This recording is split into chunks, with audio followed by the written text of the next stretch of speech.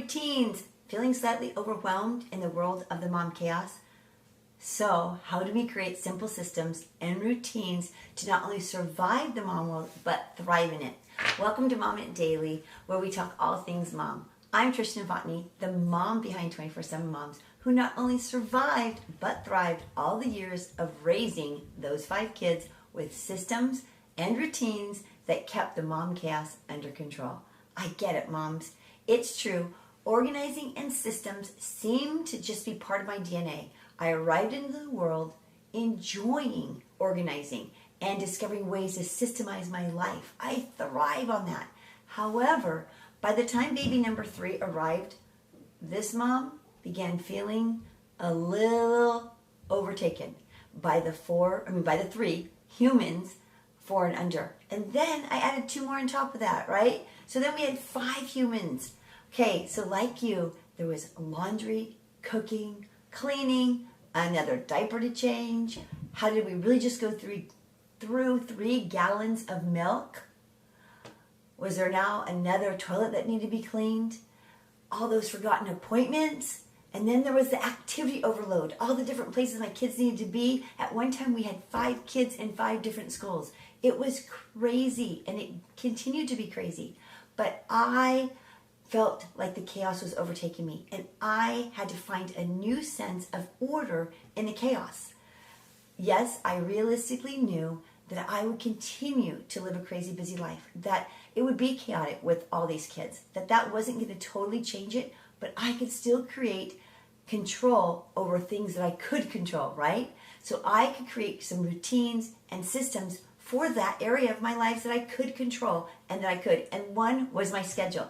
I could somewhat control my schedule.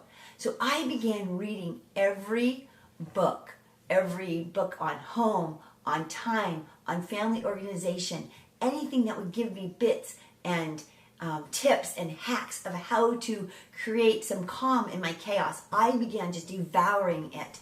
And I would grab out the ideas of these books, and I would go to seminars, and I would just grab those ideas of things I thought would work for my family. It might not work for your family, but it would work for my family and this mom and how I am designed, right? And how do I operate? How does my brain function? So I would grab all these different ideas and I would start implementing them into my family. And so I began finding ways to create some calm in the craziness and find more time for the things that I valued as a mom.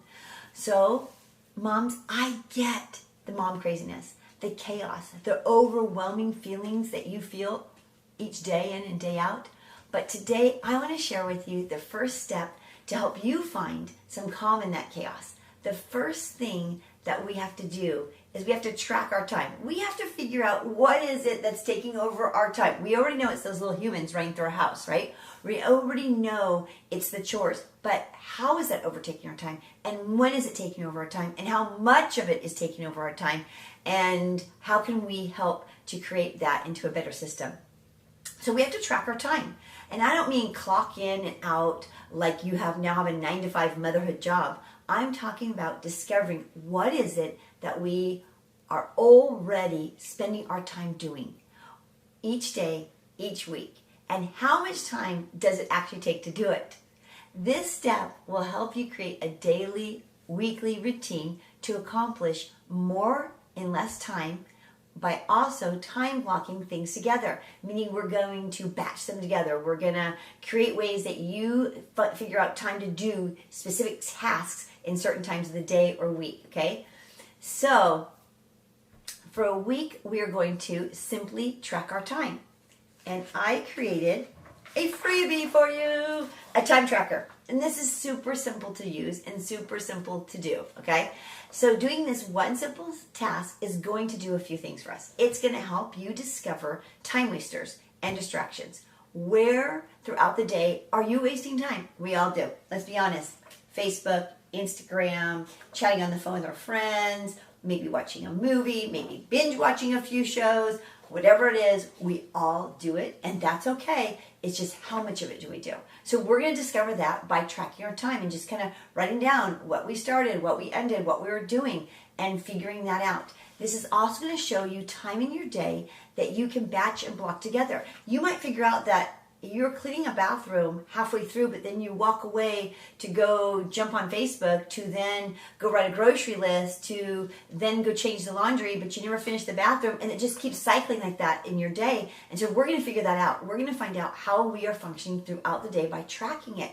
So don't feel bad. This is kind of like tracking your food. What are you eating, and really discovering what kinds of foods you're putting in your body. You're going to discover what kind of time you're spending your body doing, right? And how can you fit the right things in the right spaces. It's also going to help you to find more time for the things that you enjoy, that you value, and you want to accomplish in your life. That's what this is about, okay? So how do we use the time tracker? We're going to record each time task, the start and the end time. You're going to write down what that total time is. So let's say you start the laundry and you finished, you're just going to change the laundry. It takes 3 minutes, whatever it took, right? You're going to write down how long it took to put the kids to bed. How long did it take you to run your errands? Whatever it is, you're going to write it down. And you're going to write what the tasks are on here as well. So you're going to write down when you started, when you ended, and what the task was, okay? The next thing, this is going to show you now how much time things take you, such as how long does the laundry take you? How long does it take you to empty a dishwasher? Putting kids to bed. Back to the dishwasher. A funny thing about the dishwasher is I always dread emptying the dishwasher and always make my kids do it, right? And then I'm frustrated when they got busy and they didn't have time to, or they forgot to, or I forgot to turn the dishwasher on, or something like that happens and now I have a dishwasher I need emptied, right? And then I realized one day it takes me like 3 minutes to empty a dishwasher. Why am I whining about it? I also taught my kids that. It takes you 3 minutes. Stop your whining. Go empty it. It takes 3 minutes out of your day. You can empty a dishwasher in 3 minutes. When you discover that things take so much less time than we think, you will stop procrastinating. It will help us to stop procrastinating on things that really don't take that much time for us to do at all, okay? So once we track our time and we have it all down, we can begin to see where we're doing things throughout the day. And you might realize, gosh, I am spending so much time doing household chores throughout the day, but if I would just focus on them in 1 hour time slot, or during this time when my kids are napping, or do this, I could save so much more time. I could batch them together. So what we're trying to do is figure out what is it you're doing throughout the day and how can you batch them together. For instance, getting up in the morning and realizing you're out of milk and running to the store throwing the kids in the car, running to the store and grabbing milk and coming back home, and now again starting the laundry but not finishing and actually gathering the laundry out the house, not doing the whole task, and then moving to the bathroom and then helping your kids with something, and just moving around to all these different things isn't going to help you. We're going to find out how we can put those things together by time blocking them into time slots. So then you can take this and you can start writing down, like during these times I could be doing specific tasks. I hope this is making some sense to you, because what it's trying to do is go, okay, so from 8 o'clock to 10 o'clock in the morning, I am going to get my kids up in the morning. I'm going to make beds, clean rooms. We're going to do household chores together with our children. Whatever it is, how you manage that in your home with chores with your kids, you're going to do that in the morning. And then you're going to have some free time where your kids are doing their own thing, and that gives you free time to work on something that you want, whether it's scrapbooking or a hobby you have, or surfing the internet, or whatever it is. Then you're going to batch the time together of prepping meals, right? So maybe during lunchtime when you're making lunch for your kids, you're going to prep for dinner as well. So it's going to help you to figure out what are the things I'm doing and how can I pull them together and move them over into certain segments of the day and batch them together. I think it is going to help you find time, and that's the goal here. The goal is to help you simplify your time. So then once you have it and you have figured out what it is and what time slots you can have, you can then also use my today's plan that's also free for you today. And this gives you a place to write your schedule out, your top goals for the day, your things you need to do, places you need to go, meal planning, and even batching your places to go, right? Like I have to pick up a child every day at 2:15 from his workplace. So I batch together my errands. I know if I need to go to the grocery store, I'm going to wait till I'm going to go pick him up, and I'm going to leave just a little earlier and go do that, rather than leaving my house right now, going to the grocery store, coming back home, then having to leave again to go get him.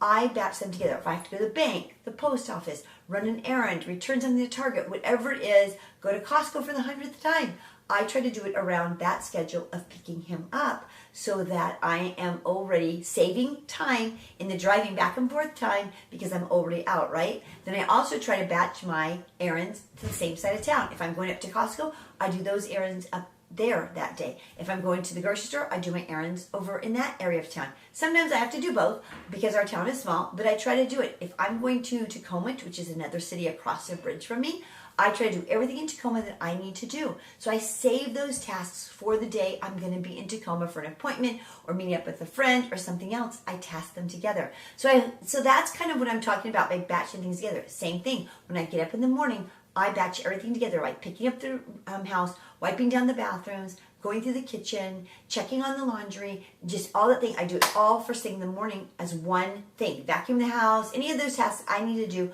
I do in the morning, and then they're done, and I can move my brain to the next thing of the day. I'm not sitting here thinking, oh, I still need to go clean up that room, or I need to go wipe the bathroom down, or I need to vacuum. It's already been done because I blocked it into one segment of my day. So I hope that helps you understand it a little better. You can use these timesheets. You can use these time trackers. They're all free for you.